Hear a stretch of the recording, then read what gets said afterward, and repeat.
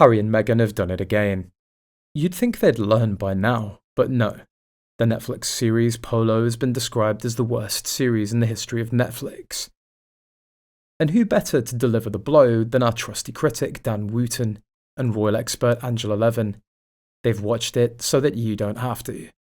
First off, hats off to Dan Wootton for suffering through the absolute pain that is this show, only to spare the rest of us from such a slow-motion car crash.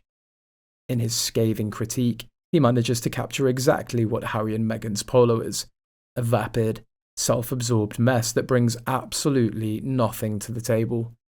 Polo was supposed to be the grand comeback for the couple after their disastrous docu-series, but it wasn't. The series is boring. The term unentertaining doesn't even do it justice. This show's like watching paint dry in a room full of people who have nothing interesting to say. It's just a parade of rich, entitled polo players talking about their wealth and their luxury lifestyles. Who can relate to that? Absolutely no one. It's like a documentary about people who don't even pretend to struggle. You know, those hard-working rich folks who have their complaints but somehow forgot what real problems look like. And then there's Meghan, who is trying to insert herself into the conversation. The show isn't just about Polo, it's about Meghan. She's everywhere, self-promoting like it's a job. From her boasting about her ability to speak Spanish to her attempts to paint herself as a relatable royal. Polo feels like the ultimate vanity project. She clearly thinks that the world's dying to know about her deep thoughts on the sport of kings.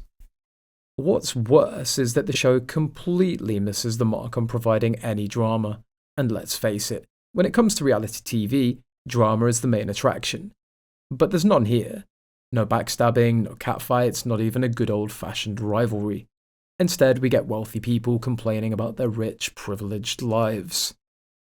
Angela Levin chimed in with her take. This series isn't just a failure in content, it's a career killer for Harry and Meghan. It's the final nail in their coffin. The once popular royals turned celebrities thought that they could break into Hollywood, but instead they've just become that couple. The one that no one wants to be associated with. The one that no network or streaming service can polish. And let's not forget the arrogance, it's almost cute. If it wasn't so maddening. Harry and Meghan clearly still think that the world will adore whatever they do, simply because they like it. Harry's inability to grasp that people don't see Meghan through his rose-tinted glasses is almost tragic. Every time they release something, they prove just how out of touch they really are. By the way, do you want to know how bad Polo really is? People would rather deep clean their cat's litter trays, and not just 1 but 4, than watch it. People would rather sit through that than endure Harry and Meghan's latest attempt at entertainment. At this point, it's not about watching the show, it's about watching them fail. The only thing that's relatable here is that they just keep getting worse. If they ever need career advice, they might want to consider the fact that the whole world isn't watching because they want to. They're watching because they're waiting for the next disaster to unfold. And judging by how Harry and Meghan have handled things so far, there'll definitely be more to come.